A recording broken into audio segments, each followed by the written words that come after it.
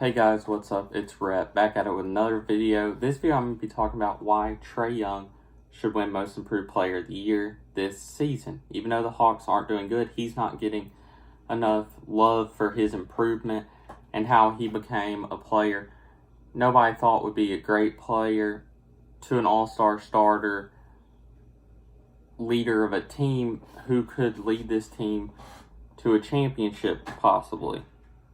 So I'm going to do it. Compare him to the three players that the top three candidates I've seen so far: Jason Tatum, Bam Adebayo, and Brandon Ingram. My notebook, I have it here. Looking at the stats I have written down. I'm going to talk about Trae. This year, Trae had, out of all these guys, he averaged the most points per game improvement. He improved from 19 points per game to 29.5, which is 10.5 more points per game than the year before. None of these guys on this list have this number. He went from 3.7 rebounds to 4.2 rebounds, which is a good number.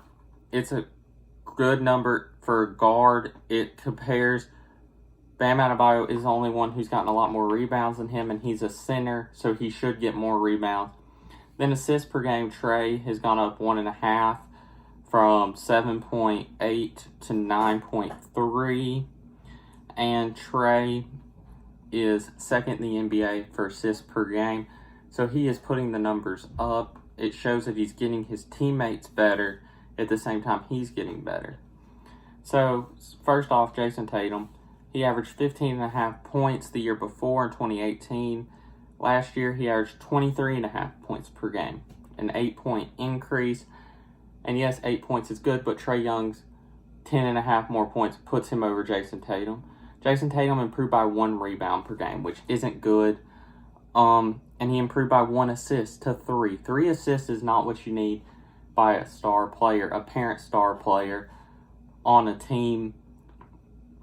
And I think his scoring doesn't, he's this big highlight player you see that they love, but 23 points per game is not as elite as people make him out to be. And his improvement, his stats, 1 per category, is not better than Trae's 10 in points. Trae had half a rebound improvement.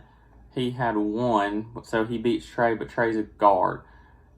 Jason Tatum's a 2 and a 3, mainly a 3, with Jaylen Brown and Kemba. I would expect him to get more rebounds. And then 1.5 assists. They all even out average-wise rebounds and assists for each of them in the improvement category. And we're only looking at offensive and rebounds.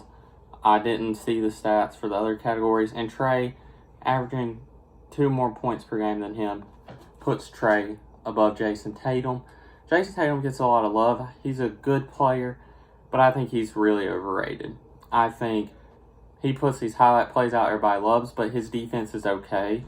I'm not saying Trae's defense is great by any means, but Trae's offense makes up for it. I think Jason Tatum has good offense, and he'll make these highlight plays. He'll score good, but his defense doesn't do anything crazy. It doesn't show up where people say, wow, look at his defense. Next, Brandon Ingram. Brandon Ingram improved from the Lakers to the Pelicans by 6 points per game, by 1 rebound, which is okay, but he's a 3/4 player. It probably needs to be higher than that, and 1 assist. So once again, the rebounds and assists for Trae and Brandon Ingram even out. They cancel, so then it goes to points. In my system of elimination, he averaged 6 more points per game on a team who's not a playoff team, so you can't say they're better than the Hawks or something. That's why he should win it. They're not a playoff team. We're not a playoff team. But Trae averaged 4.5 more points per game than him, improvement from last year to this year, which is a big number. And I think 4.5 points per game higher puts him over Trae in that category. Because if you average out all the stats, Trae has a higher improvement. Brandon Ingram, I will say, is a good defensive player.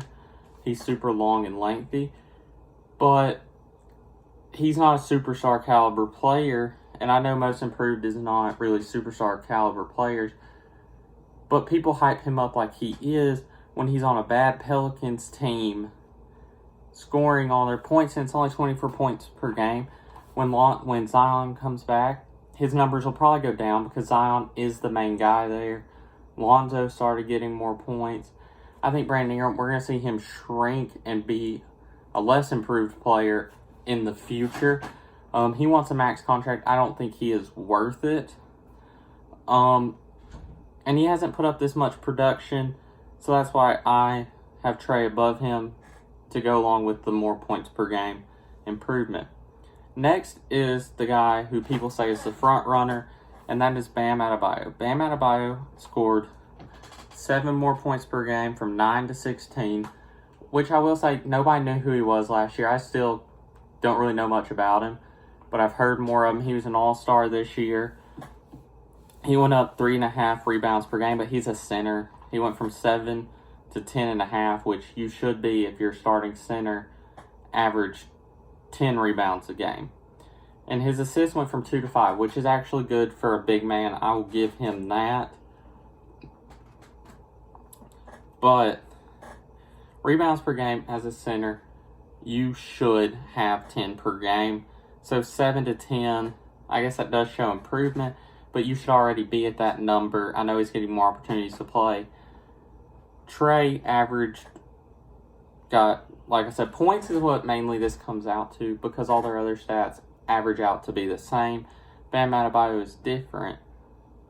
But Trae, to average 9.3 assists and be second in the NBA is a lot better than Bam Adebayo going from 2 to 5. A 3-point improvement from Trae, who was a great passer last year, but not like a top 5 assist maker, assists per game, move up to that category, making his teammates better more. Rebounds per game, Bam Adebayo should get that many rebounds per game. So it shouldn't be he's getting this many more. He should be getting this many more. Points per game is a good number. But if you look at it, Trae Young's are still higher. And all these guys on this list, except for Brandon Ingram, they have better players around them at this point in their careers than Trae does.